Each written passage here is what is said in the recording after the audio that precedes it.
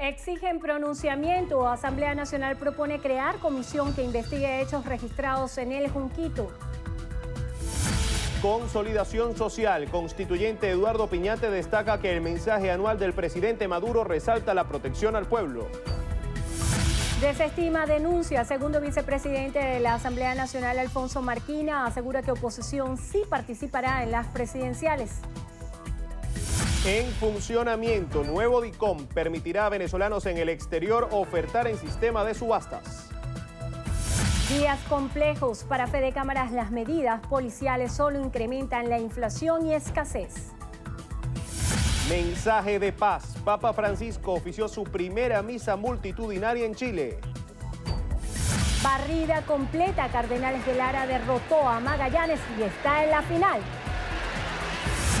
Cuento de hadas. La historia de amor entre el príncipe Harry y Meghan Markle será contada en una película.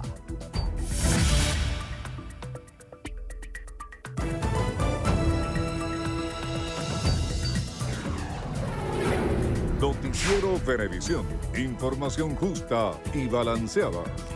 ¿Qué tal, amigos? Muy buenas tardes. Gracias por acompañarnos en la emisión meridiana de Noticiero Venevisión. Ya estamos listos con las informaciones para ustedes. Endrina Yepes y Gregorio Rojas listos para llevarles las informaciones más recientes de Venezuela y el mundo. Comenzamos. El segundo vicepresidente de la Asamblea Nacional, Alfonso Marquina, desestimó la denuncia del presidente Nicolás Maduro, quien dijo que la oposición planea retirarse de las elecciones presidenciales. Marquina afirmó que sí participarán. Nosotros queremos ir a un proceso electoral y votar para que nuestro voto se respete, lo que opinan los venezolanos se respeten.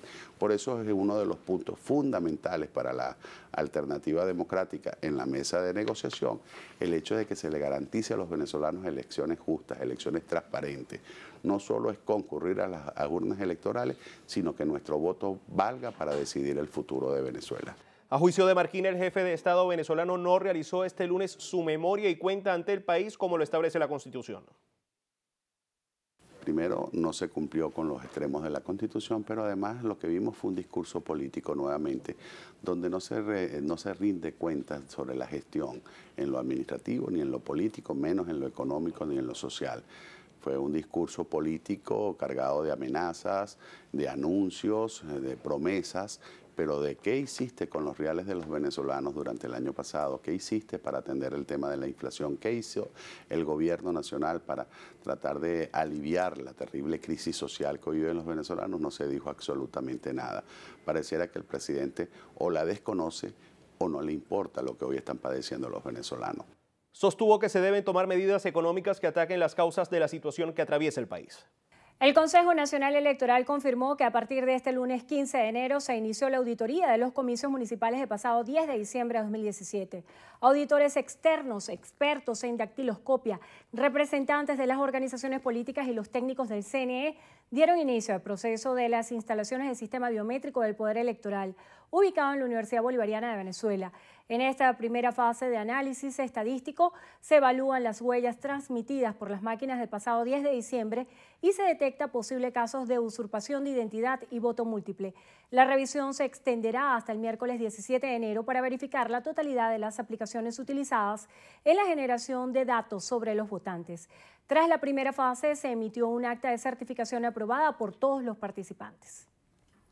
El dirigente político Claudio Fermín señaló la necesidad de recuperar la institucionalidad de la Fuerza Armada Nacional, alejando a sus miembros de la política y restaurando su función principal referente al resguardo de la nación. Tras un recorrido por el estado Zulia, Fermín expresó que los años de entrenamiento y preparación de oficiales no deben ocuparse en jornadas sociales para la venta de alimentos u otros productos. Insistió en que las fuerzas de seguridad deben dedicarse a combatir a la delincuencia organizada y aprovechar toda la logística y equipos instalados en el país, los cuales aseguró son los mejores de Sudamérica. A su juicio, el Ejército, el CICPC y la Guardia Nacional son instituciones vitales para la estabilidad del Estado venezolano. El presidente de la Comisión de Economía de la Asamblea Nacional Constituyente, Eduardo Piñate, reiteró la necesidad de elevar la producción nacional. Piñate aseguró que la constituyente está trabajando para enfrentar la crisis económica que se vive en el país. ¿Nosotros qué hemos hecho? Estamos creando un sistema, digamos, un sistema para la fijación y tratamiento, le digo yo, de los precios. Tenemos la ley de precios acordados, tenemos una ley que pueden ser precios preferenciales, que es la ley de los CLAP, tenemos la unidad tributaria sancionatoria y vamos, lo decía el presidente y lo anunció también ayer la compañera Delcy Rodríguez, a lo que es la ley de precios justos vigente en este momento. Ahora, lo estructural que es producir, hermano. A juicio del constituyente, el mensaje anual del presidente de la República, Nicolás Maduro, estuvo cargado de optimismo y de avance para la República. Iván Freites, secretario de Profesionales y Técnicos del Sindicato de Trabajadores Petroleros, denunció que hay diferencias importantes en cuanto a los sueldos que deben a los trabajadores de petróleos de Venezuela. En rueda de prensa, Freites señaló que un trabajador de esa empresa petrolera devenga un sueldo de 350.000 bolívares quincenales, lo que no se corresponde con la inflación ni con los sueldos que reciben otros trabajadores contratados por PDVSA. Estoy hablando de una tripulación venezolana, unos buques, 5 buques contratados por PDVSA. Electricistas, instrumentistas, que más o menos es lo que nos desempeñamos, operadores, en el mismo rango, personal técnico, ganan $5.000 mensuales. Y un trabajador petrolero no llega a $4 mensuales. Iván Freites también dijo que en los últimos años ha habido una significativa migración de trabajadores de PDVSA. Mostró su preocupación por el estado en el que se encuentra la mayoría de las refinadoras del país. La morgue de Bellomonte en Caracas se encuentra militarizada. En este espacio se presume realizan la autopsia a los cuerpos de los sujetos abatidos durante el procedimiento policial efectuado ayer en el Junquito. Allí se encuentra nuestra compañera Diana Martínez y desde allí nos reporta. Buenas tardes, Diana. Sí, muy buenas tardes, amigos. Gracias por el contacto. Efectivamente, nos encontramos en la morgue de Bellomonte, que se encuentra resguardada por una gran cantidad de funcionarios de la Guardia Nacional Bolivariana y la Policía Nacional Bolivariana. Hoy este recinto no presta servicio al público y se pudo conocer que la mayoría de su personal laborará hasta las 12:30 del mediodía. Además, fueron traídos otros especialistas de diversas partes del país. Se pudo conocer que tras la operación realizada este lunes para lograr la captura del exfuncionario Óscar Pérez la noche de este lunes, se realizó la autopsia de 2 funcionarios que fueron abatidos durante el procedimiento: el oficial agregado Roger González y supervisor jefe Andrew Gárate, director de una brigada del FAES e integrante del grupo Las Tres Raíces. Se presume que durante la tarde de este martes se realice la autopsia de los sujetos abatidos pertenecientes a la organización encabezada por Óscar Pérez, que aún no han sido identificados. Nosotros estaremos muy pendientes de toda la información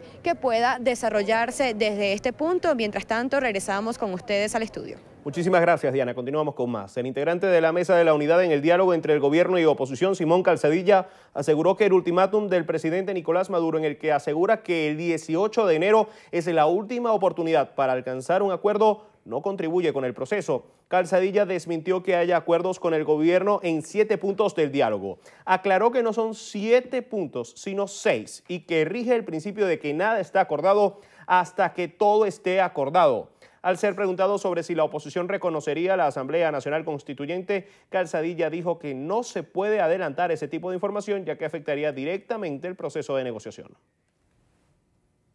Elías Cagua, ministro de Educación, aseguró que el Ejecutivo Nacional protegerá a 4 millones de familias con un subsidio directo.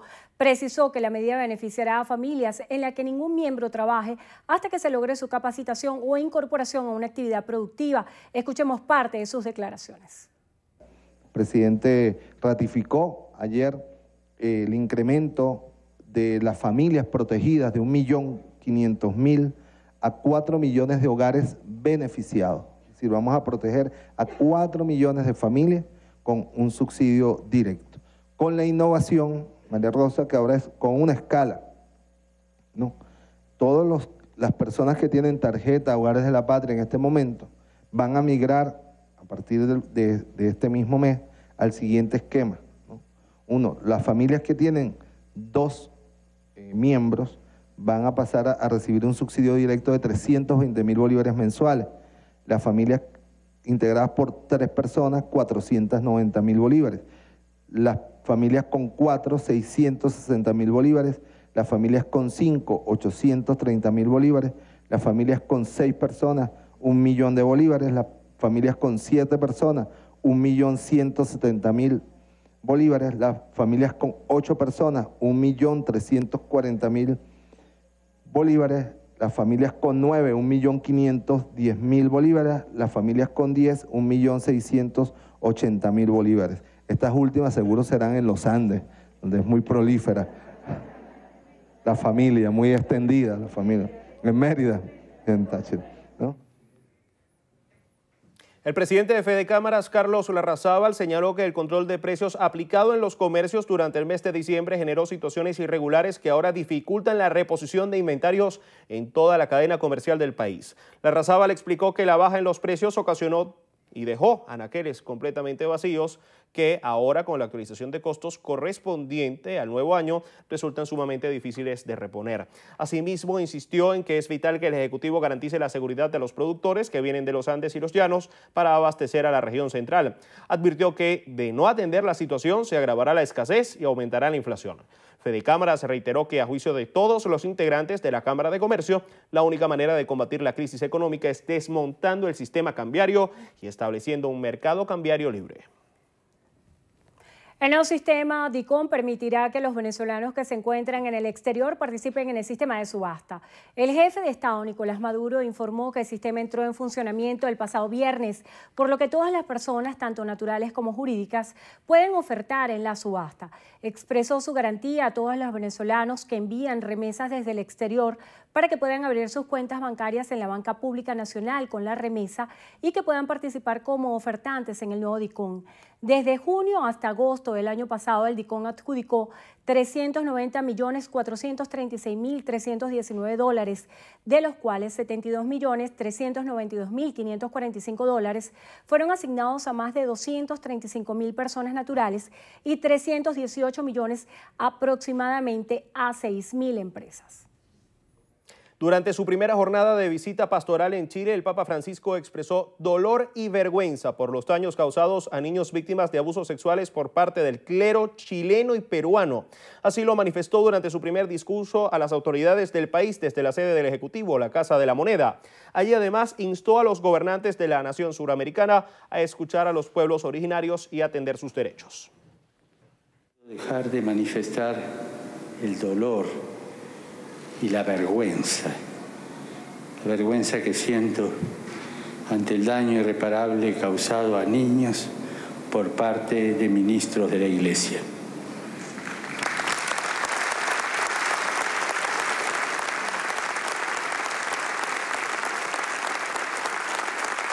Me quiero unir a mis hermanos en el episcopado, ya que es justo pedir perdón y apoyar con todas las fuerzas a las víctimas, al mismo tiempo que hemos de empeñarnos para que no se vuelva a repetir.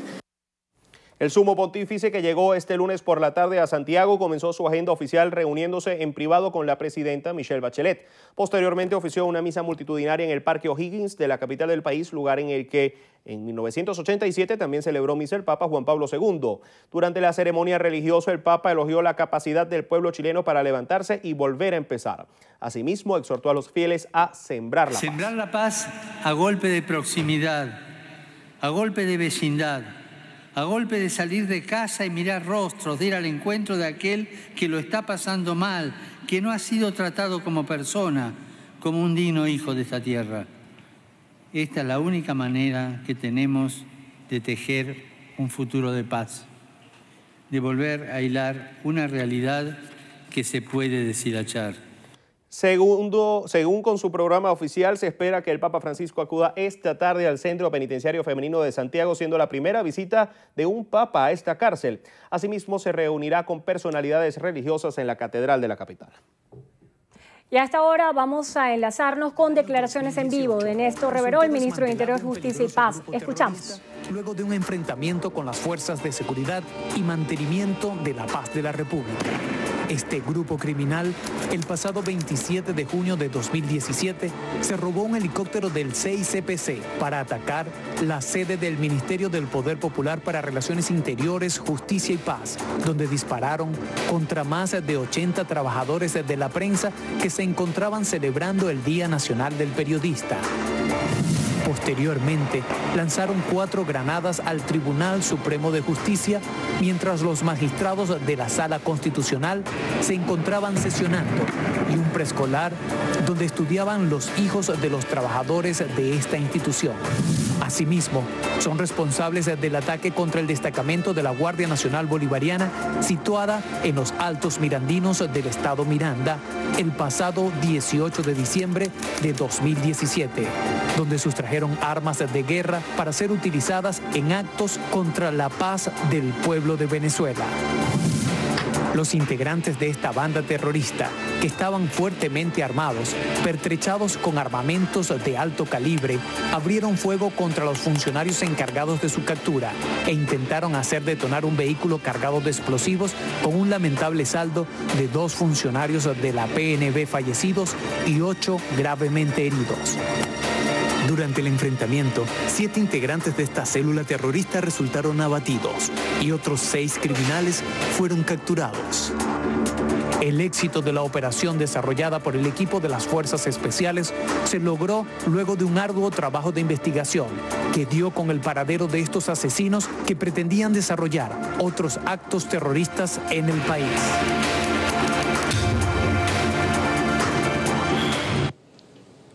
Los actos cometidos por estos elementos generadores de violencia califican la definición de acto terrorista, establecido en el artículo número 4 de la Ley Orgánica contra la Delincuencia Organizada y Financiamiento al Terrorismo, por supuesto constituyendo claras y flagrantes ataques contra la institucionalidad democrática y el orden constitucional.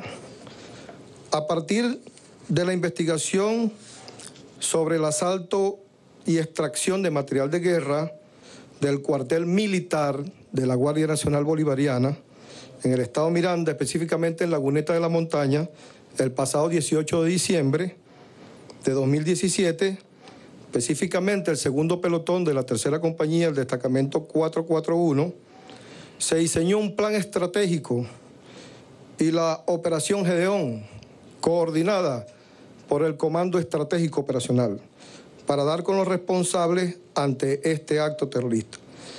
Y los órganos de inteligencia practicaron la detención de los siguientes ciudadanos. El ciudadano Loaldi Javier de John González, alias el abuelo, de 45 años, vinculado al movimiento Resistencia y participante como logístico de proveer material y suministro a esta célula terrorista mientras se encontraban planificando actos desestabilizadores. Igualmente Juan Carlos Urdaneta Marcano, alias El Tío, también encargado pues de suministrar aspectos logísticos a esta célula terrorista. Eva María Lugo, de 57 años, y Laura Vanessa Ruiz Lugo, quienes servían o fungían de financistas, donde se les detectaron transferencias desde el exterior para apoyar a estos grupos generadores de violencia, estos grupos terroristas. Y Antonio José Pérez Cisnero participó en el asalto y extracción de material de guerra al Comando de la Guardia Nacional del estado Miranda. Se encuentra también detenido. Y el ciudadano William Alberto Aguado Sequera, propietario del vehículo donde se montó el material que suministraron, que sustrajeron en el cuartel de la Guardia Nacional. Y durante el allanamiento hecho por los órganos de inteligencia, se le encontró en su residencia 2 fusiles AK-103 que formaban parte del lote de armas robadas durante el asalto a la Guardia Nacional Bolivariana, así como también otros materiales que se localizaron, entre ellos municiones, uniformes militares, granadas de humo, etc. Y estas 6 personas se encuentran detenidas siendo procesadas en este momento.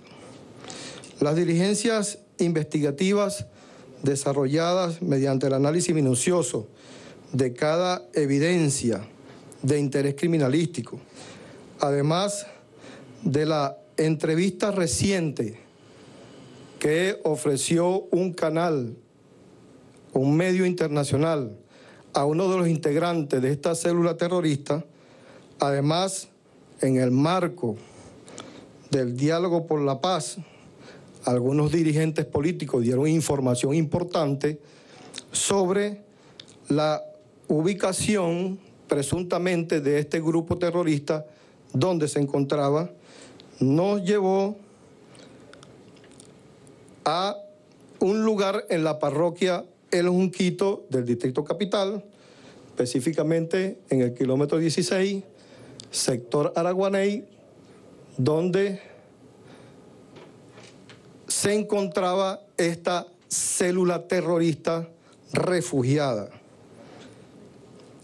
Por supuesto, pese a todos los intentos de lograr una rendición pacífica y negociada, este grupo terrorista fuertemente armado inició de manera artera, malintencionada, un enfrentamiento con los organismos de seguridad actuantes, generando lamentablemente 2 víctimas fatales de las fuerzas de seguridad y 8 oficiales de nuestra querida Policía Nacional Bolivariana gravemente heridos durante un fuerte enfrentamiento realizado por esta célula terrorista. Lamentablemente falleció el supervisor jefe Andrew Domingo Ugarte Ferrera, de 32 años de edad, y el oficial agregado Nelson Antonio Chirinos La Cruz, de 29 años de edad, a quien pues mandamos desde nuestro gobierno nuestra solidaridad, nuestro pesar a sus familiares y a toda la familia de la Policía Nacional Bolivariana. En base a los principios que establece el uso progresivo y diferenciado de la fuerza, particularmente en lo que se refiere en la fuerza potencialmente mortal, ante una agresión que pone en riesgo la vida e integridad de los funcionarios, se procedió con los protocolos definidos para neutralizar al grupo agresor, con el lamentable saldo de 7 terroristas fallecidos. Es importante destacar que el proceder de los organismos de seguridad del Estado se enmarca en los criterios universalmente reconocidos para la actuación ante situaciones similares que atentan contra la paz social y vulneran la seguridad pública. Los fallecidos fueron identificados como Daniel Enrique Soto Torres, de 30 años de edad, Abraham Noé Lugo Ramos, de 30 años de edad, participante también en el asalto al Fuerte Paramacay el año pasado en el estado Carabobo, José Alejandro Díaz Pimentel, que también participó en el asalto al comando de la Guardia Nacional en el estado Miranda, Óscar Alberto Pérez, de 36 años de edad, Jairo Simón Lugo Ramos, quien también participó en el asalto al cuartel Paramacay en el estado Carabobo, y Abraham Israel Agostini, de 33 años. Está por identificarse una persona del sexo femenino de 26 años de edad, que está en proceso de identificación y que presuntamente acompañaba a uno de los terroristas. Los actos terroristas cometidos por esta célula, divulgados comunicacionalmente, pusieron en evidencia los objetivos desestabilizadores que perseguían. El combate al terrorismo es una causa que supera nuestra frontera y resulta lamentable que algunos personajes nacionales o internacionales intenten tergiversar y desconocer la gravedad de estos hechos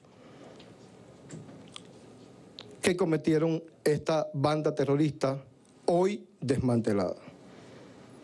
Por supuesto, el gobierno bolivariano que dirige el presidente Nicolás Maduro reconoce la valentía y la loable labor de nuestros funcionarios de los diferentes organismos de seguridad del Estado que participaron en la operación.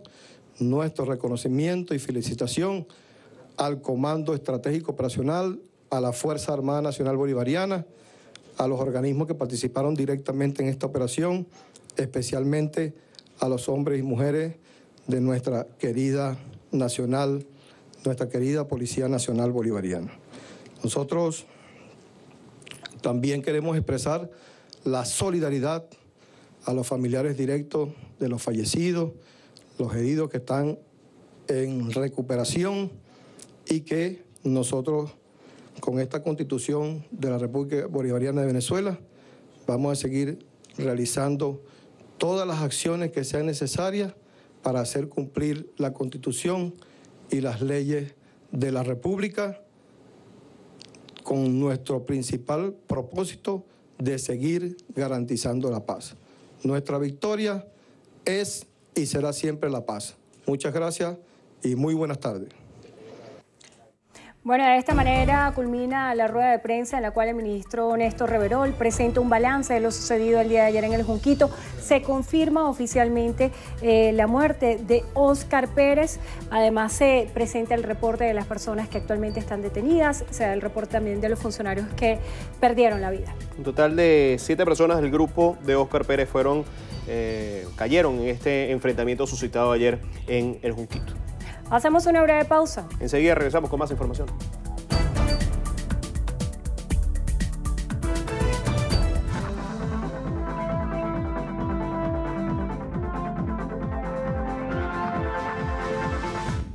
Yondli Cabrera necesita con urgencia el medicamento penicilina cristalina de 600 miligramos. Quienes puedan ayudar, favor comunicarse al teléfono 0416-011-2777.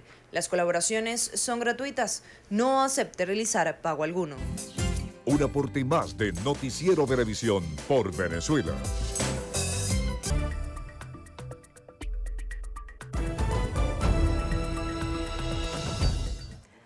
En Colombia se reiniciaron este martes las labores de rescate de los cuerpos que faltan por recuperar tras el derrumbe de un puente colgante que dejó un saldo de 9 muertos. Según las autoridades, además, hay 5 heridos tras el desplome de cerca de 200 metros del viaducto en construcción que conectaría Bogotá y Villavicencio en el centro del país. El accidente ocurrió este lunes en el sector conocido como Chirajara, en el kilómetro 64 de la carretera. Se conoció que al momento del colapso, 20 trabajadores se encontraban en el lugar y cayeron a un abismo de unos 280 metros. Esto por causas que aún se desconocen y que serán investigadas. Según informó Covivandes, empresa a cargo de la construcción del tramo afectado.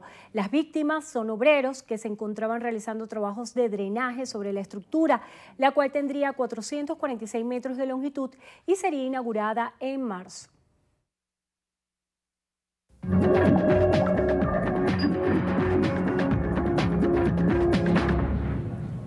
Iniciamos nuestro recorrido por lo que pasa en el mundo y tenemos información de la Unión Europea. Gregorio. Así es, Hendrina, porque la Unión Europea se dispone a retirar de su lista negra de paraísos fiscales a 8 países, entre ellos Panamá y Corea del Sur. Según indicó una fuente europea, la medida surge luego de que estas naciones presentaran compromisos para cooperar con el bloque. Emiratos Árabes Unidos, Túnez, Mongolia, Macao, Granada y Barbados son el resto de países que pasarán ahora a la lista gris. En Filipinas, el volcán Mayón, que entró en actividad este fin de semana, amenaza con una erupción explosiva. Esto luego de que el lunes por la noche comenzara a desprender ríos de lava que avanzaron hasta 2 kilómetros de distancia del cráter. El nivel de alerta sigue en crítico, por lo que 15.000 personas fueron evacuadas. En China luchan por contener la extensión de contaminación por el mar de China Oriental tras el hundimiento de un barco petrolero iraní. Según autoridades, las manchas de petróleo halladas en el agua se están multiplicando teniendo tamaños de hasta 18 kilómetros. Se desconoce si lo derramado es combustible o parte de la carga del buque accidentado.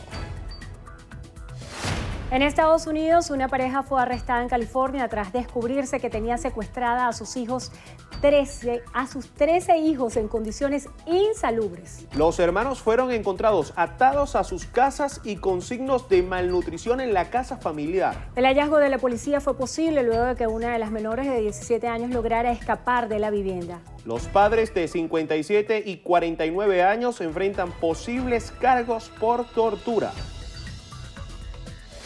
Los presidentes de Estados Unidos y China, Donald Trump y Xi Jinping, discutieron por teléfono los progresos diplomáticos en la península coreana. Trump destacó el importante papel de Pekín para resolver la crisis con Pyongyang y aseguró estar dispuesto a fortalecer la comunicación y coordinación con Pekín sobre esta cuestión. Tiempo de hacer una pausa. Así es, al regreso tenemos más información. Quédense con nosotros.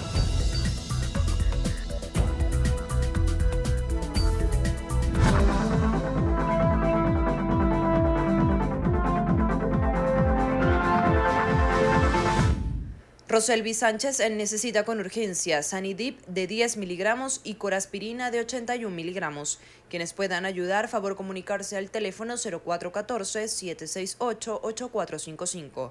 Las colaboraciones son gratuitas. No acepte realizar pago alguno. Un aporte de alimentación y de transporte y demás funcionarios y funcionarias del gobierno bolivariano.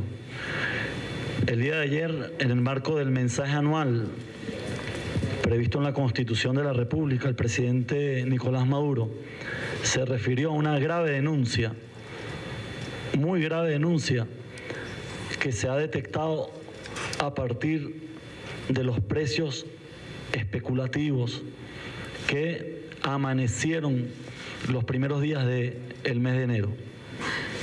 Sin justificación. Primero, sin ningún tipo de acuerdo, nada, sino el sector agroindustrial arbitrariamente, y así lo decimos. Señores, ustedes presentaron esquemas de precios que no dudamos en calificar brutales. Eso sucedió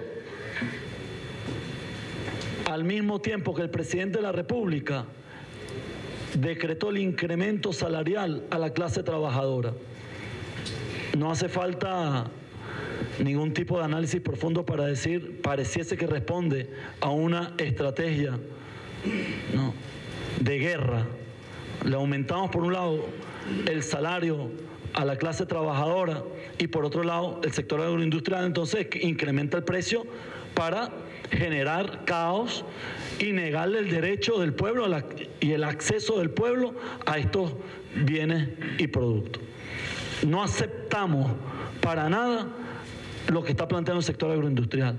Menos aún lo aceptamos cuando la relación de trabajo durante el 2017 con ustedes ha sido una relación transparente, de diálogo permanente, de encuentro, de acompañamiento,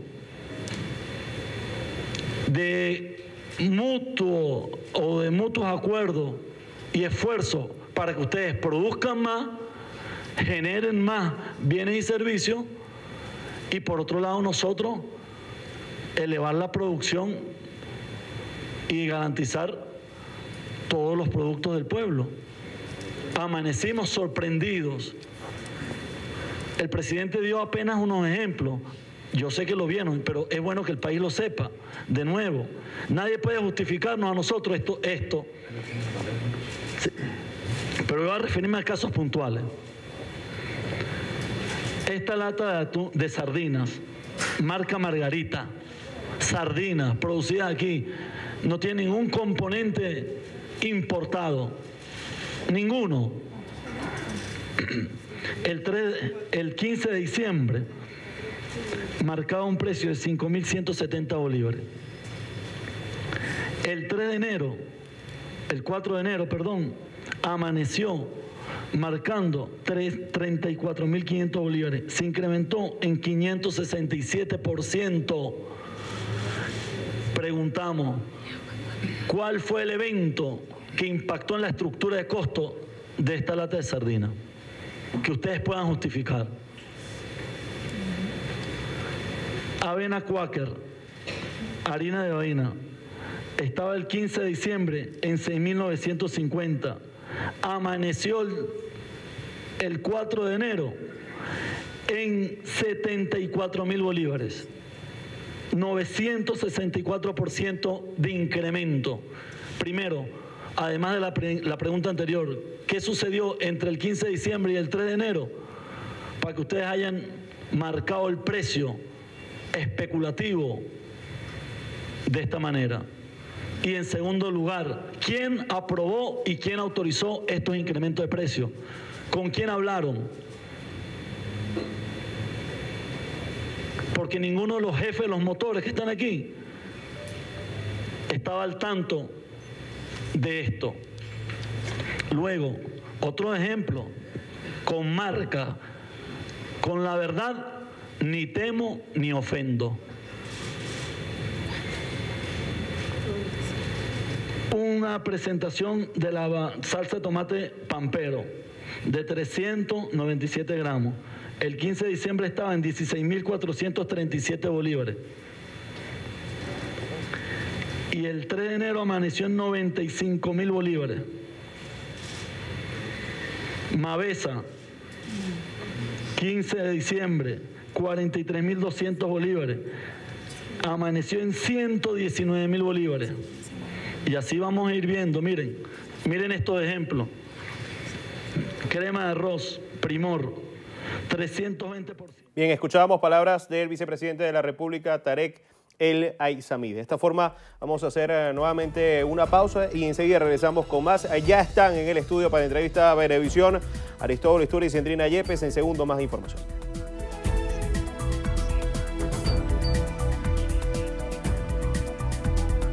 Entrevista Venevisión, líder en opinión, por tu canal independiente, Venevisión. Muchísimas gracias por acompañarnos en Entrevista Venevisión. Ya estamos listos para iniciar nuestra conversación con el invitado del día de hoy, Aristóbulo Isturiz, vicepresidente de Socialismo Territorial, ministro para las Comunas y Movimientos Sociales. Gracias por estar con nosotros en Entrevista Venevisión. Gracias a ustedes por la invitación. Es muy interesante comenzar haciendo un balance de la presentación de memoria y cuenta del presidente Nicolás Maduro el día de ayer. Él calificaba el 2017 como un año de logros a pesar de las complejidades que tuvo este año para todos los venezolanos y el arranque del 2018, sobre todo en materia económica. El anuncio de subsidios focalizados ha tenido lugar muchísimas interpretaciones acerca de lo que muchos interpretan como clientelismo político. ¿Cómo hacer para que estos subsidios no tengan esa distorsión? Bueno, mira, Andrina, lo primero que tenemos que decir que el año 2017 fue un año de una intensa, profunda y marcada guerra económica sobre el pueblo. Nosotros vimos desde la baja de los precios petroleros, vimos la inflación inducida, vimos el dólar de guerra, el dólar criminal, el dólar today, vimos la escasez inducida con mucha fuerza, vimos el riesgo país impuesto de manera arbitraria por las calificadoras de riesgo, vimos un aislamiento financiero, un aislamiento económico, un aislamiento comercial, un aislamiento naviero, busca de meterle un aislamiento a Venezuela, y al mismo tiempo de esos bloqueos se acompañó de una violencia criminal, ¿verdad? Donde vimos de todo, desde unas personas quemando a otras, hasta un plantel educativo quemado, una universidad destruida, vimos una maternidad incendiada, y a todo eso se le puso fin a la parte de la violencia, pero la guerra económica continuó con su intensidad. Y se le puso fin con una convocatoria que hizo el presidente Maduro el 1 de mayo a la Asamblea Nacional Constituyente, y desde el 31 de julio nadie sabía cómo iba a participar la gente, pero la gente salió masivamente por la paz, para buscar la paz. Esa fue una primera victoria política en medio de la guerra económica y en medio de la violencia criminal. Vino las elecciones regionales, las elecciones municipales, y fue el pueblo dando victoria. Yo diría que en ese año hubo un proceso de acumulación de fuerza por parte del poder popular, del pueblo, y hubo una parte también contrastando con una acumulación de daños al pueblo por parte de los sectores oligárquicos. Hubo acumulación de daño versus acumulación de fuerza. El presidente Maduro logró imponer de manera reiterada y terca un conjunto de políticas sociales de acompañamiento al pueblo, de protección al pueblo. Esas políticas de protección al pueblo no resuelven el problema estructural, pero amortiguan el impacto de la guerra económica sobre el pueblo. Imagínate por un segundo que el presidente no hubiese aumentado los salarios o que el presidente no hubiese tomado la medida con los bonos, ¿a dónde hubiese llegado esta situación? Disculpe que lo ataje en esto, pero precisamente acerca de esas variables estructurales y el manejo de la macroeconomía, usted tuvo una responsabilidad muy importante frente al Consejo de Economía Productiva. ¿Qué balance se puede hacer en cuanto al desarrollo de la producción nacional y las estrategias que utilizó el Estado para disminuir fenómenos como la hiperinflación? Fíjate, nosotros podríamos decir que el 2017 cierra con éxito político y éxito desde el punto de vista social, con muchos alcances y muchos logros sociales. En lo económico se echaron bases, porque lo primero que nosotros tenemos que hacer para recuperar la economía es lograr la confianza y lograr la paz. En medio de una guerra criminal no se puede aspirar recuperar la economía. Tú me dices, ¿qué pasó con lo que se avanzó en el Consejo Nacional de Economía? Bueno, se dejó allí establecido, ¿verdad?, la construcción de una agenda económica bolivariana con los 15 motores. Se ha avanzado en materia de sustitución de importaciones, se ha avanzado en materia de exportaciones no petroleras, que hoy están dando su fruto, y al mismo tiempo nosotros echamos las bases. El presidente presentó a la Asamblea Nacional Constituyente un conjunto de leyes que han venido siendo aprobadas y que sirven de base para lograr la transición hacia el cambio del modelo económico, que es el compromiso, construir, porque está agotado el modelo económico rentista petrolero, y es fundamental construir un nuevo modelo económico productivo, postpetrolero y postrentista. Eso requiere de una base jurídica que la Asamblea Constituyente las ha venido aprobando. Y cuando se presentó la propuesta de los CLAP como una respuesta política a una coyuntura, muchos interpretaron que esto era en virtud del desabastecimiento de alimentos que sufría Venezuela. Cuando se hace como una prórroga de este programa social, muchos se preguntan, más allá de que el Estado pueda subvencionar algunos productos, ¿cuándo se encontrará la disponibilidad de todos los productos en los anaqueles para que exista un esquema económico como cualquier país normal? Mira, los CLAP responden a una lógica de garantizar un proceso de distribución autónomo, que no se controle desde afuera, que lo controle el mismo pueblo y que esté al servicio del pueblo. Porque aquí se distorsionaron los precios, se distorsionó todo el sistema de distribución y bajó la producción, ¿verdad? Nosotros necesitamos recuperar todo el proceso productivo y cambiar el sistema de distribución. Los CLAP responden a esa lógica. Los CLAP no son solo una coyuntura, los CLAP es un proceso de conformación de un nuevo modelo de distribución. Los controles de precios y también el control de cambio son señalados por algunos economistas como las razones fundamentales de las distorsiones que existen hoy en nuestro país. ¿Cómo controlar esa dolarización implícita que hay en los productos a la cual hacía referencia hace pocos momentos el vicepresidente de la República, Tarek El Aissami, cuando hacía referencia a los precios que estaban hasta finales de año y a principios de año y esa distorsión que existe en cuanto a los ingresos de los venezolanos? Los mismos que critican esa distorsión son los mismos que piden bloqueo para Venezuela. Toda esa distorsión tiene que ver con todo el cerco económico que se ha planteado en Venezuela, porque un cerco económico no solamente te limita a la entrada de productos básicos que si no lo producimos en cantidad, sino que también hay insumos que permiten la producción de otros rubros. Por eso es fundamental que nosotros estimulemos y trabajemos en la profundización de la producción y sobre esa base se está trabajando.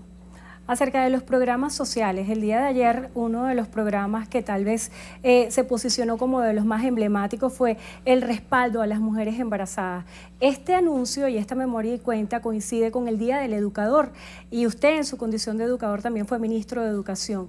¿Dónde queda el tema del control y la planificación familiar y la educación de las familias venezolanas para que no existan distorsiones en cuanto al apoyo que se le está dando a las mujeres que salen embarazadas y que no vayan a asumir que es mejor salir embarazada que estudiar o formarse en algún oficio al obtener estos subsidios? Mira, en todos la sociedad venezolana el Ministerio de la Mujer ha venido desarrollando toda una serie de programas de educación, de orientación de la mujer, ¿no?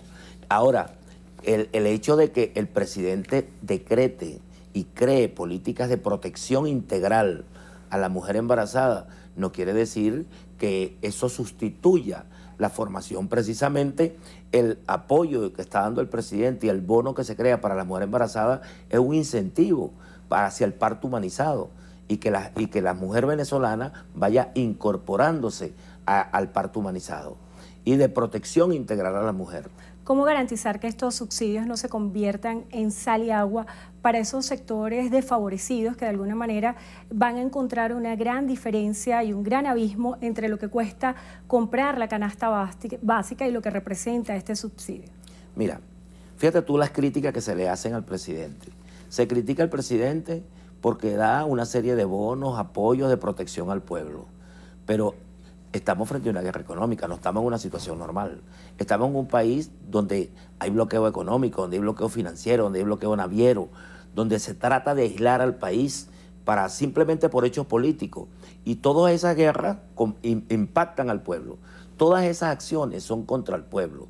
El presidente ha mantenido en forma reiterada un conjunto de políticas que tienen que ver con la protección al pueblo.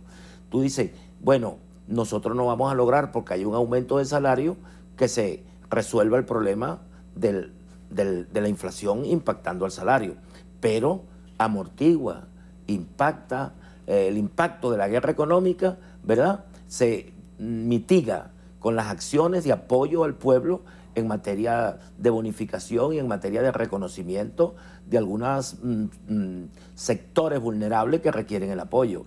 Cuando se habla de la mujer embarazada, por ejemplo, se está hablando de un segmento dentro del sector de la mujer venezolana. Cuando se habla de hogares de la patria, estamos hablando de familias vulnerables que requieren el apoyo, requieren un apoyo extra, además de sus ingresos. De manera que los bonos que ha dado el presidente tienen que ver con eso. ¿Qué responde usted a los que piensan que estas bonificaciones son parte de populismo y de que busca generar clientelismo político a favor del presidente? Estoy seguro que si el presidente no tomara medidas de esa naturaleza, este país no hubiese llegado donde está hoy. Porque todo el mundo se asombra, algunos se asombran de que el gobierno, ¿verdad?, haya llegado hasta hoy, se asombran, porque este país ha resistido. Y la resistencia de este pueblo tiene mucho que ver con las políticas sociales y la posición del presidente Maduro de estar al lado del pueblo. El sistema de remesas, ¿cómo se piensa instrumentar?